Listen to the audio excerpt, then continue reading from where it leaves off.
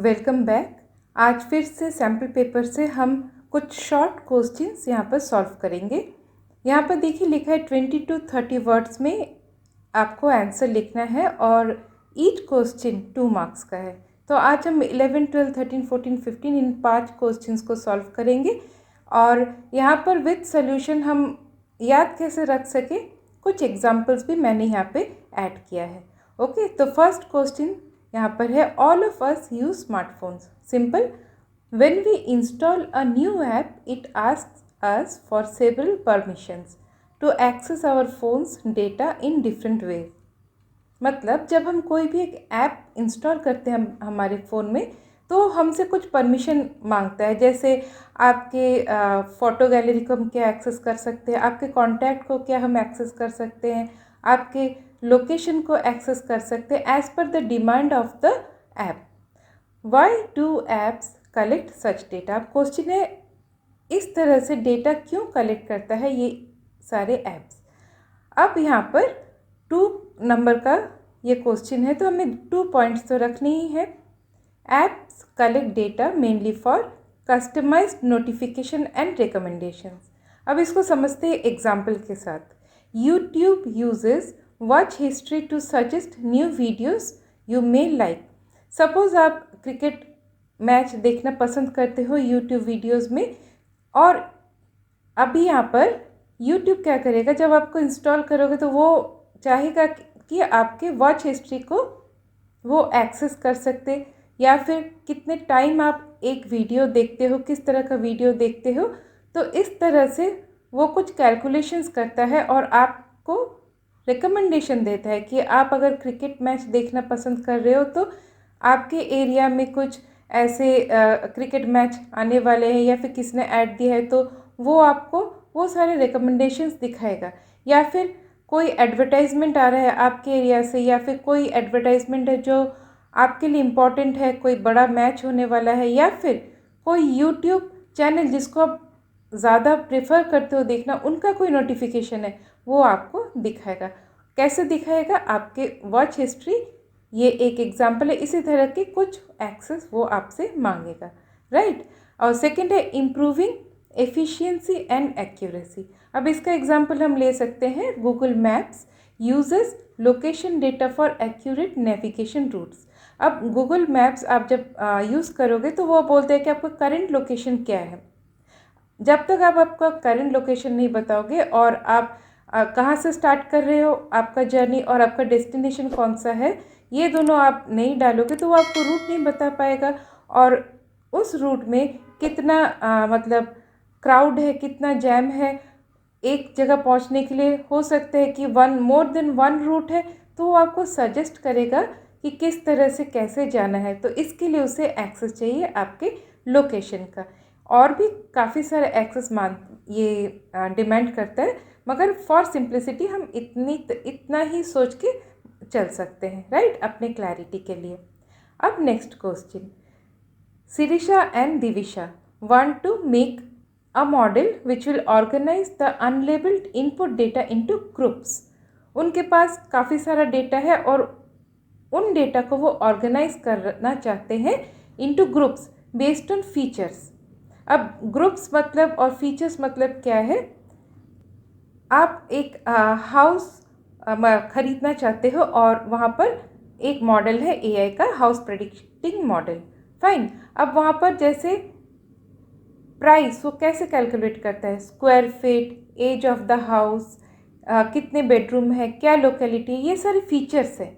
आप इसको मान के चलो x1, x2, x3, x4 like this, और ये सारे इंडिपेंडेंट फीचर्स हैं और इन्हीं के ऊपर डिपेंड करके प्राइस ये बनता है। मगर यहाँ पे वो हुआ लेबल डेटा, मैं जस्ट आपको फीचर्स क्या है बताना चाह रही थी। अब यहाँ पर बात है अनलेबल्ड इनपुट है और उसको ग्रुप्स में डिवाइड करना चाहता है। अब यहाँ पर जो क्वेश्चन है, which learning model should they use and why. Learning model काफ़ी सारे हैं, हमने लास्ट वीडियो में देखा, उसका डिस्क्रिप्शन में मैं लिंक डाल दूँगी। अब उनमें से जो मॉडल्स हैं, कौन सा मॉडल और कौन सा टाइप का लर्निंग यहाँ पर यूज़ करना होगा। तो यहाँ पर देखिए, लर्निंग है अनसुपरवाइज्ड क्योंकि लेबलिंग नहीं है, अनलेबल्ड इनपुट डेटा है। और फीचर्स है, अब आपको बताए फीचर्स क्या है, और मॉडल क्या है, clustering model is use to organise unlabelled input data into groups based on features. ये आपका आंसर बन रहा है 2 मार्क्स का। It clusters unknown data according to patterns और trends which may be known to the developer और sometimes entirely new. अब example हम अपने साथ रख कर चलते हैं। Google photos, these apps automatically cluster images based on similarity of faces, locations और backgrounds। अब हमारे पास जो फ़ोन होते हैं उनमें बहुत सारे फ़ोन में क्या होता है, एक AI एनेबल्ड, यहाँ पर एक ऐप के साथ AI एनेबल्ड होता है जो क्या करता है, आप जैसे जैसे फ़ोटो लेते, जैसे कैट के आपने डिफरेंट टाइम पे पिक्चर्स लिए, तो वो एक अपनी तरफ से फ़ोल्डर बना के उसमें डालेगा। आपने बीच के फ़ोटो लिए, सपोज़ आप पूरे ईयर में 2-3 बार समुंदर की तरफ घूमने गए तो आपने उनके पिक्चर्स लिए, तो वो उसका एक अलग सा फ़ोल्डर बनाएगा, आपको बनाने की ज़रूरत नहीं पड़ेगी। तो ये आपने तो बोल के नहीं दिया कि ये कैट का इमेज है, मगर ये अनलेबल्ड था, मगर उसने आइडेंटिफाई किया फीचर से और उसने क्या कहा, इसको एक ग्रुप में अलग अलग फ़ोल्डर में बना के रखा। क्यों? क्योंकि आपका सर्च ईजी हो, क्योंकि ये सारे ऐप का तो यही एम होता है कि आपके वर्क को कितना ईजी बनाया जाए, राइट। अब 13th question, Ajay wants to access data from various sources, suggest him any 2 points that he needs to keep in mind while accessing data from any data source। अब पहले हम समझते हैं कि डेटा सोर्स मतलब एक रियल लाइफ सिंपल एग्जाम्पल के साथ। सपोज आपके घर में एक बर्थडे पार्टी है और इस बर्थडे पार्टी को आप ऑर्गेनाइज करना चाहते हैं, यही आपका क्वेश्चन है। तो इसके लिए आपके कुछ डिमांड्स है कि बर्थडे पार्टी में ऐसा केक होना है, इस तरह का खाना होना है, इस तरह के कपड़े होने हैं और इस तरह की सजावट होनी है। तो ये एक जगह से तो मिलेगा नहीं, आपको डिफरेंट सोर्सेज चाहिए। जैसे कपड़ों के लिए अलग दुकान से लेना है, उसके बाद केक अलग दुकान से लेना है, या फिर रिटर्न गिफ्ट्स अलग दुकान से लेना है। तो ये सारे सोर्स हुए।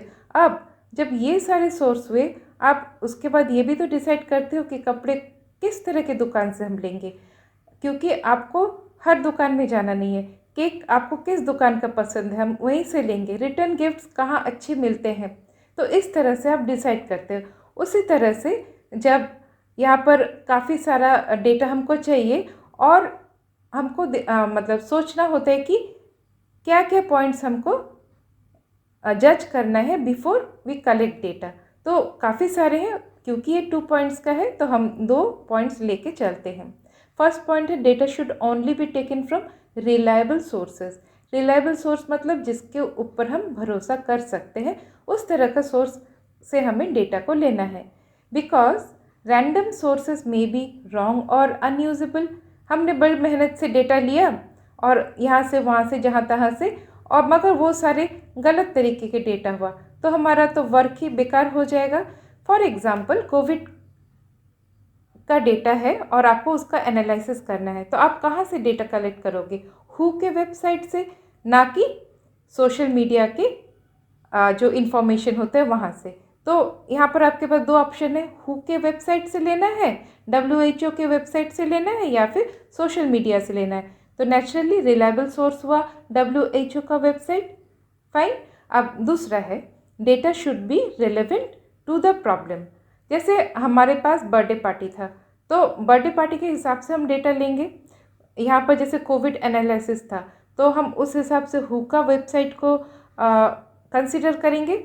उसी तरह आपको सोचना है कि मेरे पास प्रॉब्लम क्या है, उस हिसाब से आपको जो सही डेटा है, जो रेलिवेंट डेटा है, जो उसके लिए काम कर सकेगा, उस तरह का डेटा आपको वहाँ से लेना। फॉर एग्जांपल, आपको एक वेदर प्रेडिक्शन ऐप बनाना है, तो आप पैरामीटर्स कैसे लोगे? टेम्परेचर लोगे, ह्यूमिडिटी को कंसिडर करोगे, प्रेशर, ये सारे रेलेवेंट फीचर्स है आप डालोगे। मगर यहाँ पर क्या आप कंसिडर करोगे शू का साइज़ एज अ फीचर या फिर एज अ डेटा, उसको कलेक्ट करोगे? नहीं।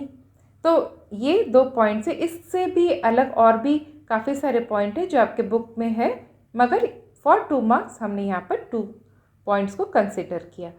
अब next, explain the term resolution with an example. अब रेजोल्यूशन क्या है? Resolution of an image refers to the total number of pixels it contains measured across width and height. Higher resolution means better clarity and detail. अब resolution मतलब जैसे हम बोलते हैं ना, हाँ, body is made up of cells, एक एक सेल से एक बॉडी बन रहा है, राइट। द ओशन जो है वो एक एक बूंद पानी से बनता है, तो उसी तरह एक पिक्चर भी मान के चलिए एक एक पिक्सल से बन रहा है। तो जितने कम पिक्सल होंगे तो वो उतना स्मूथ पिक्चर नहीं दिखेगा, जितने ज़्यादा पिक्सल्स होंगे पिक्चर क्वालिटी, पिक्चर क्लैरिटी भी उतनी ज़्यादा होगी। और example, a monitor with resolution 1280 into 1024 has 1280 pixel horizontally, देखिए पिक्चर आपके सामने है, and 1024 pixels vertically, giving a sharper image compare to a lower resolution. Simple है, आपको समझ में आ गया यहाँ पर। अब 15, identify any two stop words which should not be removed from the given sentence and why. Get help and support whether you are shopping now or need help with a past purchase. Contact us at pwershel.com on our website. Website का नाम दिए, मतलब आपको एक sample sentence दिया है, right. अब from the given sentence stop words क्या है उसका मतलब ट्यूटोरियल होते ही मैं आपको दे दूंगी। आप डिस्क्रिप्शन चेक करना, आपको वहाँ पर काफ़ी सारे रेलेवेंट आपको जो रिसोर्सेस हैं वो मिल जाएंगे, राइट। अब from the given sentence stop words, ये at the rate, full stop, ये सारे स्टॉप वर्ड्स माने जाते हैं। मगर ऐसे कुछ सिचुएशन होते हैं जहाँ पर हमें ख्याल रखना होता है कि इन स्टॉप वर्ड्स को हम हटाएं ना। These tokens are part of an email ID और website address. Removing them would make the email और URL invalid and meaningless, hence they must be kept. ये स्टॉप वर्ड्स हैं मगर हम इनको हटा नहीं सकते, क्योंकि इन्हीं से एक वेबसाइट में जैसे www के बाद डॉट दिया है, फिर जो वेबसाइट का नाम है उसके बाद डॉट दिया है, उसके बाद डोमेन नेम जैसे कॉम हो गया, org हो गया, .net, .co, .in हो गया, तो ये डॉट नहीं रहेगा तो डोमेन नेम वो सही से पहचान नहीं पाएगा। उसी तरह एट द रेट होना ज़रूरी है, नहीं तो ये एक ईमेल आईडी नहीं बनेगा। तो हर जगह पर हम कंसिडर नहीं कर सकते स्टॉप वर्ड को हटाना। तो आई होप आज का इन 5 क्वेश्चन आप अच्छी तरह से समझ गए, ये अच्छी तरह से लिख पाएंगे। और अब तक सब्सक्राइब नहीं किया तो कर लेना, कंसिडर करना कि इसको अगर सही लगे तो लाइक कर देना। फिर से और एक नए रिसोर्स के साथ, एक नए शेयरिंग के साथ मिलते हैं, तब तक के लिए टेक केयर।